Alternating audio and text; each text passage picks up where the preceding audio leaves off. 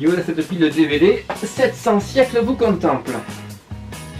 Et dans la main, il me restait Predator 2, donc si je me souviens bien, c'était bien Stephen Hopkins, voilà, comme Blown Away. Predator, c'est un classique, hein, je vous le plante pas. Mais Predator 2, il n'a jamais eu qu'un succès d'estime, et je trouve ça dommage parce que c'est un très bon film, je trouve. Bon, il n'est pas aussi bien que le premier, hein, mais c'est un bon film d'action, il ajoute la mythologie du personnage.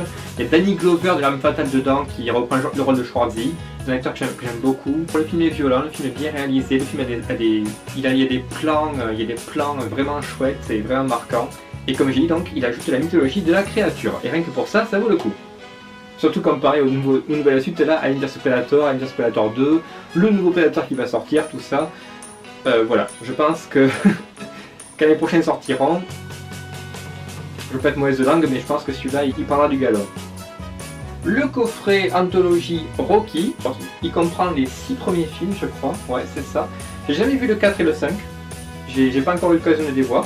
Par contre, le 1, le 2, le 3, c'est des classiques. Et Rocky Balboa, réalisé par Stallone lui-même, qui a été réalisé bien après les autres, une fois que la hype est retombée. Ça m'a vraiment tiré une larme à l'époque, je l'ai beaucoup aimé, et je vous conseille donc de découvrir cette anthologie donc, de Rocky, le personnage de Stallone. Allez, on termine. Les Barbouzes.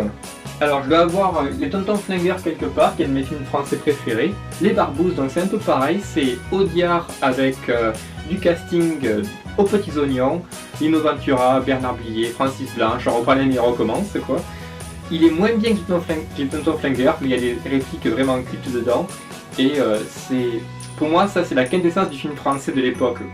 Princess Bride, donc le classique de Rob Reiner avec Carey Lewis dans le rôle de Wesley.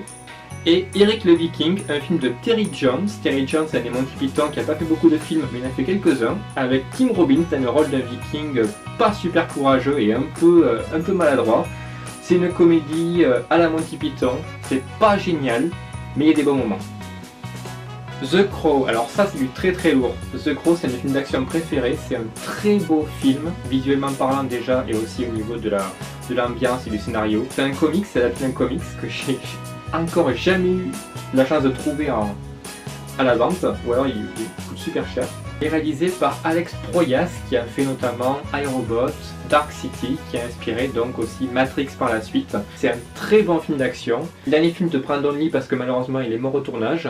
Pendant le tournage, c'est un accident tragique. C'est une œuvre culte dans tous les cas que je vous recommande si vous aimez le film d'action, si vous aimez les films, les thrillers ou si vous aimez le gothique en général. The Crow.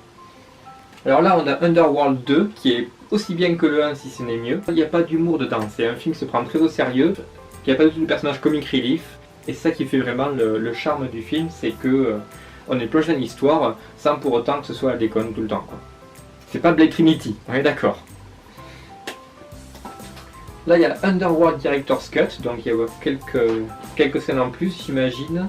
15 minutes de scènes spectaculaires supplémentaires. Bon, je m'en souviens pas du tout la différence entre les deux Director's Cut et la normale, mais j'ai les deux parce que voilà, j'ai bossé dessus donc j'ai les deux. Et enfin, on a Rocky Horror Picture Show qui est une comédie musicale culte avec Tim Curry dans le rôle d'un drag queen transsexuel qui vient peut-être d'une autre planète, je ne me souviens pas trop de l'histoire. C'est le Midnight Movie par excellence. Il a eu une carrière, ce film, incroyable, même s'il était démonté par la critique et le public quand il est sorti. Après, avec les projections de minuit, il est remonté en cote et depuis, il y a des pays comme les US, en Irlande d'ailleurs, chaque année, ils refont une projection dans un cinéma pour le film et les gens amènent les costumes, ils balancent du riz sur l'écran pendant la scène de mariage. C'est vraiment le film où il faut le voir avec une bande de potes qui connaissent déjà les dialogues pour se marrer et passer un bon moment. Et bien voilà, on a quasiment fini, il me reste plus que voir 2-3 qui sont là. Alors tout ça c'est des coffrets manga, si jamais vous posez la question. Il y en a qui sont encore sous plastique, du coup je les ai jamais vus. J'étais abonné à l'époque, j'en recevais 2 par mois il me semble, ou 2 tous les 3 mois, je ne sais plus du tout, ça fait longtemps. Ce que je vous conseille c'est Cowboy Bebop. Génial. SF, western, à la fois cyberpunk, steampunk, très très très belle série. Paranoia Agent par le mec qui a fait Perfect Blue, c'est ça, Perfect Blue. C'est sur la schizophrénie, les rêves, la névrose, la dépression, le suicide, la paranoïa, bref, c'est tout ce qu'on aime quoi. Et tout ce qui est jovial, c'est extrêmement malaisant comme on dit. Et puis à la fois c'est très beau visuellement, c'est à la fois onirique et cauchemardesque, c'est vraiment intéressant à voir. En plus il n'y a que 13 épisodes donc c'est une série qui se regarde d'un trait quoi. Et ce que je conseillerais après c'est Escaflowne sur une fille qui se fait emporter dans un monde virtuel fantastique, je sais plus trop exactement, jeune lycéenne, voilà, bon c'est un mélange entre Gundam et les chroniques de Lodos on va dire. Ça c'est Trigun, donc encore une fois un western steampunk, très marrant, inspiré par les westerns de Léon justement, donc ambiance western spaghetti. Il est très bien réalisé, les musiques sont vraiment sympas. Bon voilà quoi, il y a beaucoup d'action bien sûr. Et on ne peut pas parler de coffret manga sans parler de Evangelion, qui est la référence du manga de mecha. J'en ai quelques-uns ici d'ailleurs, je crois que je les ai en manga aussi. Et donc voilà, c'est une référence de science-fiction, c'est une référence de combat de mecha. Pacific Rim s'en est clairement inspiré, il lui rend hommage, c'est à voir sans hésiter. Et pour finir, donc je disais, qu'est-ce qui me reste? Alors ça c'est Ben Light de Nightwish, un de mes groupes préférés que j'apprécie énormément pour le style orchestral, mélange entre musique de film et métal symphonique.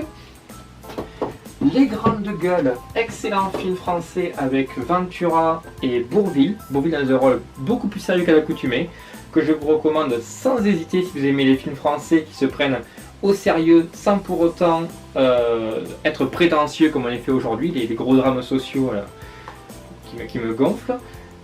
C'est Bourvil qui est propriétaire d'une scierie qui engage un groupe de prisonniers, en fait le condamné à mort, ou des truands, quoi, des ex-truands, pour lui filer un coup de main. Et bien sûr, tout se passe pas comme prévu. C'est un très bon film à voir absolument. Red State de Kevin Smith, alors j'ai adoré le film jusqu'aux dernières 10 minutes qui m'ont paru assez décalées, assez bizarres, mais c'est un très bon exercice de mise en scène et un exercice de style aussi pour Kevin Smith qui est habitué à des comédies beaucoup plus petit budget. Là il fait dans l'horreur et dans le thriller 100% claustrophobe et dérangeant. Tarantino adore le film, bon après c'est Tarantino, hein, on aime ou on n'aime pas, mais John Goodman est excellent, Melissa Leo est excellent, Michael Park est excellent, et qu'est-ce que je peux dire d'autre à part le fait qu'il est assez surprenant, il est bien réalisé et il mérite le coup d'œil au moins une fois. Voilà. Grand Canyon, donc je disais tout à l'heure un film de Lawrence Kasdan, le mec dont je parlais qui a fait La fièvre au corps. Casting de ouf, Steve Martin, Kevin Kline, Mary McDonnell, Mary-Louise Parker, Danny Glover. C'est un film qui raconte l'histoire d'amitié entre un riche, un mec blanc de la classe, de la haute classe américaine, de la haute société, et un garagiste noir qui vit un peu dans la banlieue, quoi. Bien sûr, c'est sur les préjugés raciaux. Nomination pour l'Oscar du meilleur scénario. Il a un très bon casting, comme j'ai dit. Il y a eu plusieurs récompenses, Cannes, Berlin, je sais plus trop. Mais c'est un film très personnel, un film très touchant et un film très drôle à la fois. Defendor, alors celui-là, je vais pas en parler beaucoup parce que j'en ai fait une critique directement sur ma chaîne, vous pouvez aller voir la vidéo. C'est un film de super-héros, sans super-héros, avec Woody Harrelson dans un rôle de composition absolument génial. Voilà, si vous voulez en savoir plus, allez voir la critique. Je sais, je me fais un peu de pub en même temps, mais si je fais des critiques de films, c'est pour vous en faire profiter avant tout. Ensuite, on a Zombieland. Alors, Zombieland, c'est une comédie avec des zombies, mais plus orientée action que Shaun of the Dead. Le casting est vraiment super, avec quand même Woody Harrelson, Jesse Eisenberg, Emma Stone, Abigail Breslin, qui sont quand même tous nominés aux Oscars, quoi. Woody Harrelson, je suis sûr qu'il a été nominé au moins 2 fois dans sa carrière. Jesse Eisenberg, il a été nominé pour The Social Network. Emma Stone, elle a reçu une récompense récemment pour La La Land. Abigail Breslin, elle avait été nominée pour Little Miss Sunshine. Gros casting d'acteurs qui savent jouer. Très bon scénario avec de bonnes répliques. Et un caméo de Bill Murray absolument jouissif. Donc voilà, Zombieland.